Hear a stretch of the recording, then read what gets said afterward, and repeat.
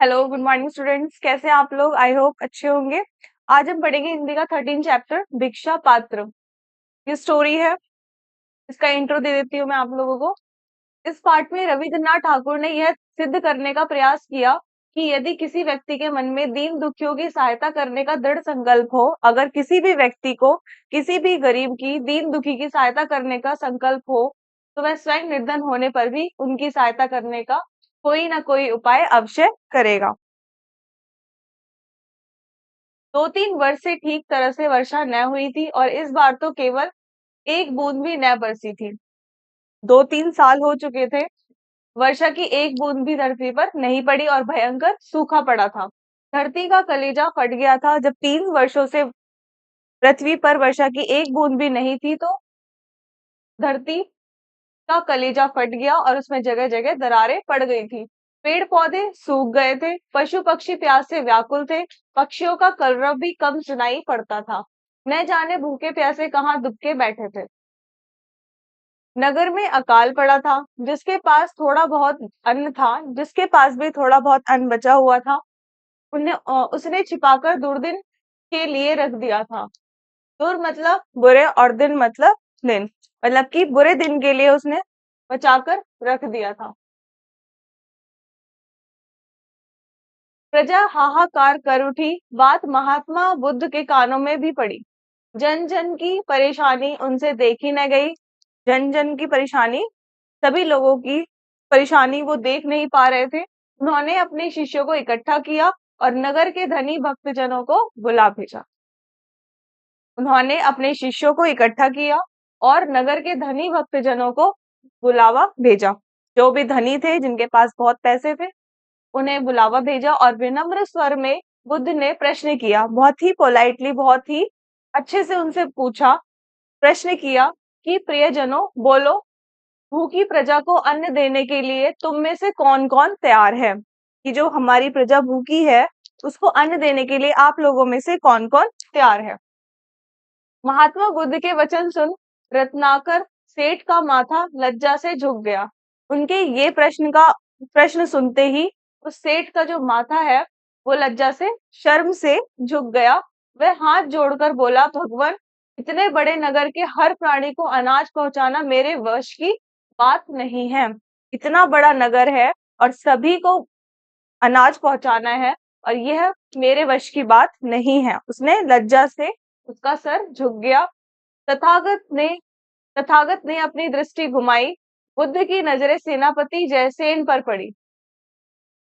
उसने ऐसा बोलकर अपनी दृष्टि घुमा ली और फिर बुद्ध की नजर सेनापति जयसेन पर पड़ी। जयसेन ने कहा, तथागत, प्राण देने से यदि जनता को अन्न प्राप्त हो जाए, अगर मैं प्राण दे दूं और उससे जनता को अन्न प्राप्त हो जाए, तो मैं पल भर में तैयार हूँ। मैं पल भर में उसके लिए तैयार हूँ। लेकिन मेरे घर में इतना अनाज कहाँ कि पूरे नगर का पेट भर सकूं। लेकिन मेरे घर में इतना भी अनाज नहीं है कि मैं पूरे नगर का पेट भर सकूं।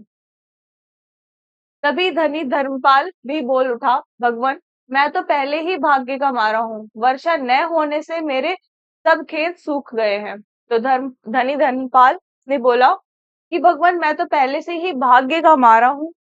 वर्षा न होने से मेरे सब खेत सूख गए हैं। वर्षा न होने के कारण मेरे भी सभी खेत सूख गए हैं और बीज के लिए रखे अनाज से किसी तरह परिवार का आधा पेट खिला पा रहा हूँ। और बीज के लिए जो उसने अनाज रखा हुआ था, उसको किसी तरह परिवार का आधा पेट खिला रहा हूँ। मुझे तो एक चिंता और भी है, इस वर्ष राज्य का कर कैसे चुका पाऊंगा? कि इस साल मैं राज्य का कर कैसे चुका पाऊंगा? सभी एक दूसरे का मुंह ताक रहे थे। तभी भीड़ में से अचानक एक युवती सामने आई। वह भगवान तथागत के प्रिय शिष्य अनाथ पिंडत की बेटी सुप्रिया थी। किसकी पुत्री थी वो? भगवान तथागत के प्रिय शिष्य अनाथ पिंडत की बेटी। वह अत्यंत दुखी लग रही थी। आंखों से बहते अश्रु पोंछकर उसने बुद्ध देव के चरण छुए और मीठे स्वर में बोली। उसने उनके चरण छुए बुद्ध देव के और मीठे स्वर में बोली, भगवान, यह तुच्छ सेविका आपकी आज्ञा का पालन करेगी। यह तुच्छ सेविका आपकी आज्ञा का पालन करेगी। जो आप बोलेंगे वो मैं कर लूंगी। अन्न की कमी के कारण जो लोग बेहाल हैं वे सब मुझे अपनी संतान लग रहे हैं। अन्न की कमी के कारण जो प्रजा बेहाल हो चुकी है, जो व्यक्ति बेहाल है, वह मुझे सब अपनी संतान, अपने बच्चे लग रहे हैं। और नगर के हर आंगन में अनाज पहुंचाने का भार मैं लेती हूँ, और नगर के हर आंगन में अनाज पहुंचाने का भार मैं ले लेती हूँ। सभी आश्चर्यचकित रह गए, भला यह स्त्री इतने बड़े नगर के वासियों का पेट कैसे भरेगी।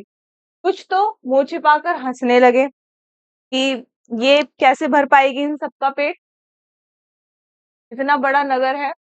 और कुछ क्रोधित हो उठे, कुछ को गुस्सा आ गया, कुछ को सुप्रिया पागल लगी, कुछ को लगा कि ये शायद पागल हो गई है इसलिए ऐसा बोल रही है। किसी ने सिर कैसे ले रही है, तेरे घर में क्या भंडार भरे पड़े हैं। किसी ने बोला कि तू अपने ऊपर ये सारी जिम्मेदारी कैसे ले पा रही है, तेरे घर में क्या भंडार भरे हुए हैं।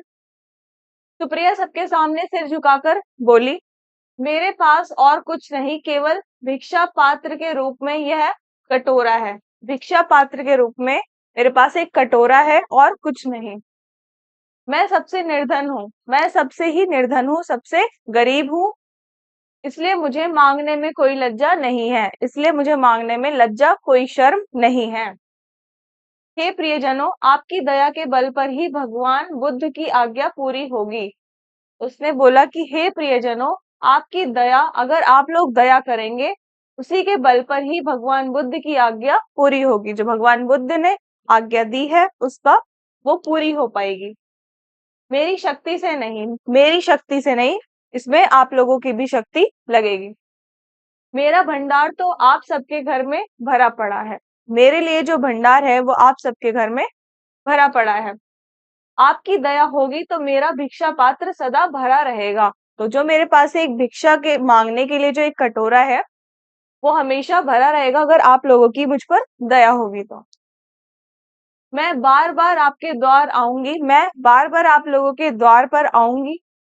आप जो कुछ भी देंगे उसे भूखों को खिलाऊंगी। आप लोग जो कुछ भी मुझे देंगे खाने के लिए, मैं उस भोजन को लोगों को खिलाऊंगी, भूखों को खिलाऊंगी। और जब तक धरती माँ के आप जैसे पुत्र हैं, और जब तक धरती माँ के आप जैसे पुत्र हैं, तब तक चिंता कैसी।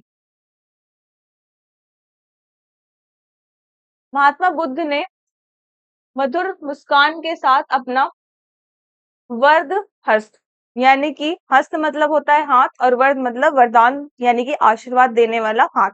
उन्होंने मुस्कान मतलब अपनी खुश होकर उन्होंने अपना वरदान वाला हाथ आशीर्वाद के रूप में ऊपर उठाया और बोले, तथास्तु, निश्चय पूरा हो। तथास्तु मतलब जैसा तुम चाहते हो वैसा ही हो, निश्चय ही तुम्हारा संकल्प पूरा हो। धनी सेठों ने अपने भंडार इस भिक्षा पात्र में उलीच दिए। जो धनी सेठ थे उन्होंने अपना जो भी भंडार था उनका उस भिक्षा पात्र में उन्होंने डाल दिया। पात्र हमेशा भरा रहता, और पात्र उसका हमेशा भरा रहता था। और समस्त यानी कि सभी नगरी का उद्धार हो गया। उद्धार मीन्स कल्याण हो गया, और कोई अकाल पीड़ित भूखा न बचा। तो अब कोई भी अकाल यानी कि भूख से पीड़ित नहीं था। और उधर वर्षा ने कृपा दृष्टि की, अपनी कृपा दृष्टि दिखाई। वर्षा ने कृपा दृष्टि मतलब दया भरी नजर दिखाई और धरती की प्यास बुझाई। खेत फिर से लहलहा उठे और भंडार फिर से भर गए। तो देखा आपने कि इतने सभी राजाओं ने इतने सर्वगुण संपन्न होने के बाद भी उनकी गरीब लोगों की हेल्प करने के बारे में नहीं सोचा। सबके अपने अपने रीजंस थे, लेकिन एक बुजुर्ग और एक गरीब महिला ने इस चीज का संकल्प लिया और इसको अपने इस दृढ़ संकल्प को पूरा भी किया, और सभी को पेट भर अनाज भी प्रदान किया। तो ये था इस स्टोरी में, दिस इज भिक्षा पात्र। तो कैसी लगी बच्चों आपको ये स्टोरी? आई होप अच्छी लगी होगी। Thank you.